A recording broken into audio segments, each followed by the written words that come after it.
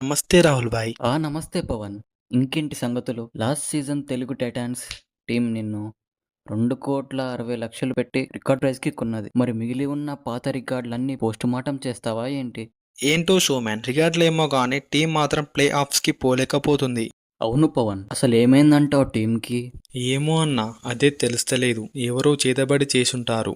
లేదు, అలా ఏం కాదు. కానీ అన్న, మీరు టైటన్స్‌లో ఉన్నప్పుడు టీంని బాగా లీడ్ చేసేది. ఎంతైనా పాత రాహుల్ ఇప్పుడు బయటకొస్తే మాలాంటి ప్లేయర్స్ అందరూ పాతాళానికి పోతారు. అయితే చూద్దులే ముందు ముందు. పాత షోమ్యాన్‌ని బయటకు తీస్తా. నా కాంపిటీటర్స్‌కి చుక్కలు చూపిస్తా. దాని తర్వాతే రిటైర్మెంట్‌కి హాయ్ చెప్తా. నేను మాత్రం నా టీంకి బాయ్ చెప్పకుండా చూసుకోవాలి అన్నా. ఏమైంది పవన్ అలా అంటున్నావు?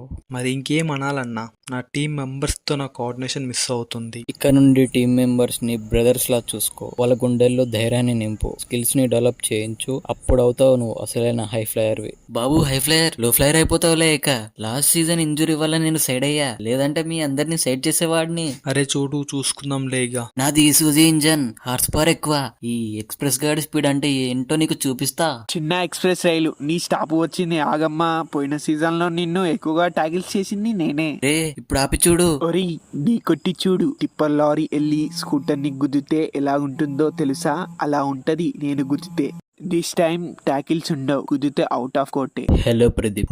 ఏదో ఉన్నాలే. ఇప్పుడైనా నా స్కిల్స్ ని మార్చుకోవాలి, లేదంటే ఇంటర్ పీకేఎల్ ఫ్రాంచైజ్ టీమ్స్ ఎవరు నన్ను మళ్ళీ తీసుకోరు. లాస్ట్ కి వచ్చేసరికి నా కెరియర్ ఖతం అయితది. కాన్ఫిడెన్స్ కోల్పోకు భయ్యా. బంతిని ఎంత బలంగా కిందకు కొడితే అంత బలంగా పైకి లేస్తుంది. నువ్వు అలా పైకి లేవాలి. పెయిన్ నుంచి పవర్ ని కన్వర్ట్ చేసుకో. అప్పుడు మనల్ని ఎవడ్రా ఆపేది?